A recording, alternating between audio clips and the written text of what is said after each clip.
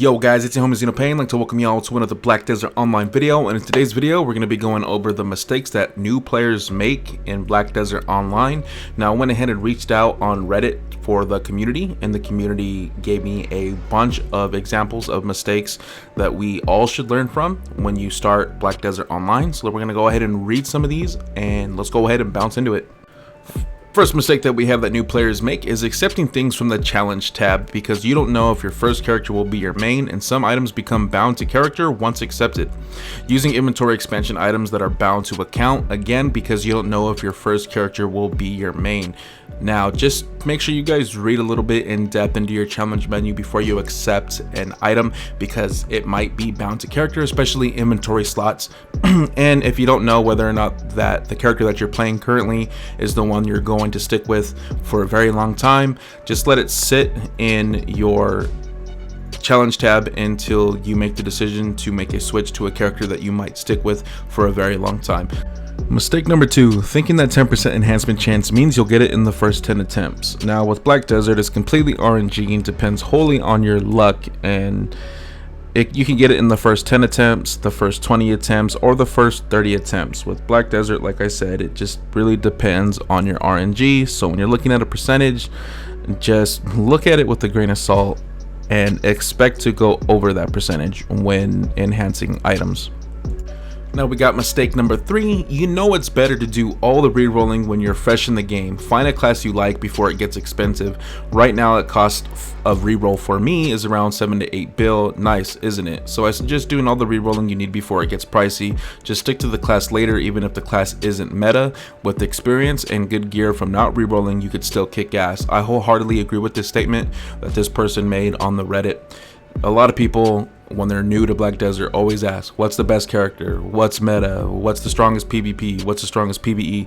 Just play a class that you like, especially now that the devs have announced at the most recent Hideout Ball that they're going to be reworking the first 17 classes.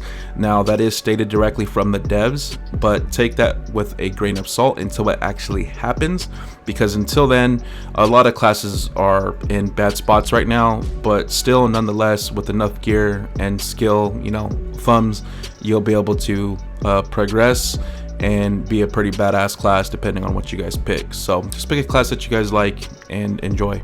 Mistake number 4, using 100 plus stacks for Tet boss weapons and armor. Now don't do this unless you really want that Tet weapon and armor that badly.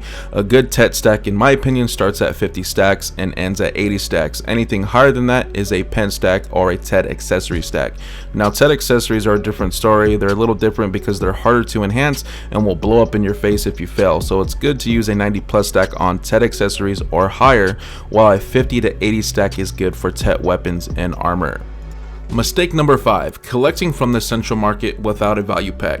I have 2 graphics up to show you all exactly how taxes work in the central market. The example I'm showing is an item that is going for 1 million silver. The central market tax is 35%, so after selling the item for 1 million, you minus the 35% from that value, 1 million, which gives you a profit of 650,000. Now with the value pack, as you guys can see, adds 30% to the already 35% tax that was already taken out, which nets you an additional 195,000 silver, bringing your total profit to 845,000 silver. Alright, now this person is coming at me with stuff not to do for new players. And they're saying, don't waste your stacks pointlessly. 100 plus fail stacks you keep for either Tet accessories or pin boss gear, etc. Don't be greedy. Learn how to grind properly or life skill in that matter. Don't throw away or sell items you do not understand yet. Don't forget every day and grab your daily scrolls from Black Spirit.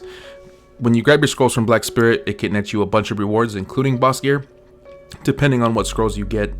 Using good crystals when you're finally comfy with your gear. Don't ever sell pin gear in order to obtain something else unless you know 1,000,000% sure that you will get it back, because if you mess up, you'll end up losing progress. Don't be ignorant in terms of PvP or PvE. Do take advice from other players. Even if you're a god player, there is always room for improvement. And last but not least, stop pin rouletting.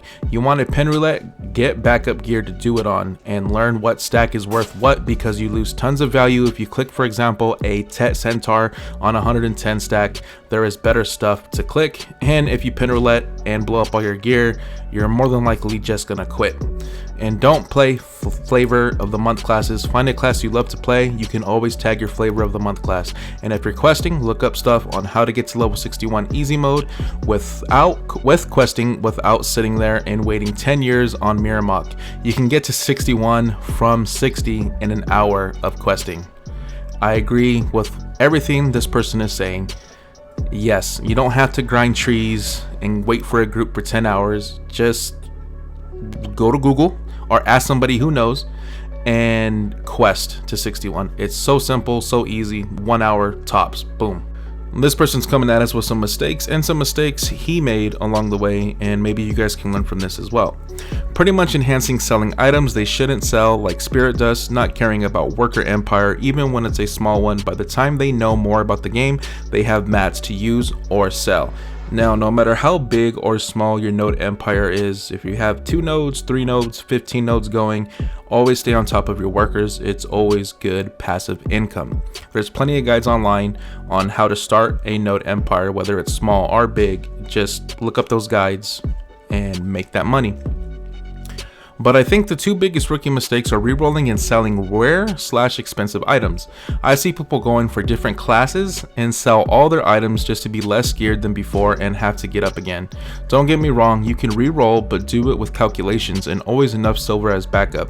Most of the time you get out of it with a loss anyway, but you better get the silver before and then reroll.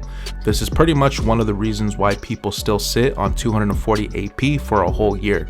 I do agree with this. A lot of people do reroll, not thinking of the price value of armor and accessories and where exactly they will be GS wise on a new character. So just do the calculations yourself before re-rolling to another character and make sure you guys can get your GS up there, because when you're stuck at 240 AP for a long time, it really discourages you and makes you go play other games because you're sick and tired of being where you're at in the game. Now this is where he gets into his personal mistake. Also another big mistake, and one I did myself when I started BDO, selling rare/expensive items. I got lucky to drop a Vel's Heart. Vel is a world boss, not yet out on console, so don't worry about that guys, not yet anyway. Concentrated magic. On my 4th week of playing this game back in early 2020, there was no reason yet and no Narchling gear. Not even the suppressed gear was out. My gear was pretty bad and I decided to sell the Vel's Heart to get tech gear. I felt like it was a good decision, but ask me when I dropped the next one. Jip yesterday, hahaha.